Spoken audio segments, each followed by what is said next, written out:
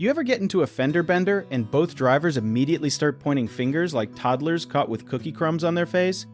That moment right there is basically the entire plot of what lawyers call shared fault, and it is way more common than people think. Picture two cars sliding through an intersection because one guy rolled through a stop sign and the other guy was going 10 miles over the speed limit. Neither one of them is 100% innocent, so who pays for what gets messy fast? Here's the wild part. Most states do not just pick one villain and call it a day.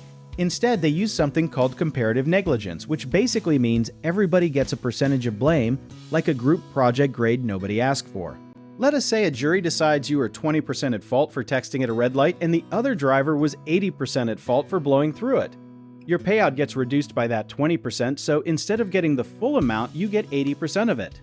Some states play an even stricter game called contributory negligence, and honestly, it is savage.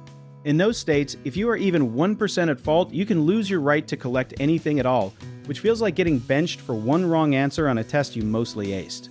This is exactly why insurance companies love to sniff out any tiny mistake you made, even if it barely mattered. If they can pin even a sliver of blame on you, they can shrink your check or wipe it out completely depending on where you live. Now imagine a slip and fall at a grocery store where the floor was wet but you were also staring at your phone instead of watching where you walked. Suddenly, there are two potential culprits, the store for not putting up a sign and you for not paying attention. This is where lawyers start acting like detectives, pulling security footage, witness statements, and sometimes even weather reports. They are building a timeline like they are trying to solve a crime show mystery, except the crime is a puddle near the lettuce. A good lawyer's job is to prove that the other party held way more responsibility than you did, even if you were not perfect either. Nobody expects you to be a flawless robot, they just need the math to land in your favor. Multiple parties can also mean multiple companies, like if a delivery truck rear-ends you but the truck's brakes were also faulty from bad maintenance. Now you've got the driver, the trucking company, and maybe even the mechanic all sharing a slice of the blame pie. This is why settlements in multi-party cases can take longer than a season finale cliffhanger.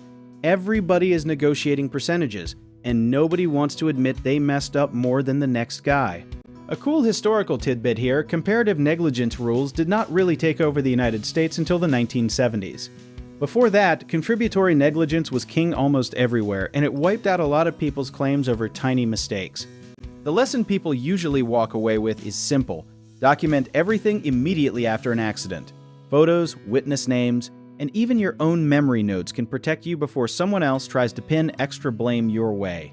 A lot of people assume shared fault means no one gets paid, but that is mostly a myth outside those strict contributory states. Most places still let you collect something, just adjusted to reflect your slice of the blame. At the end of the day, fault is rarely black and white.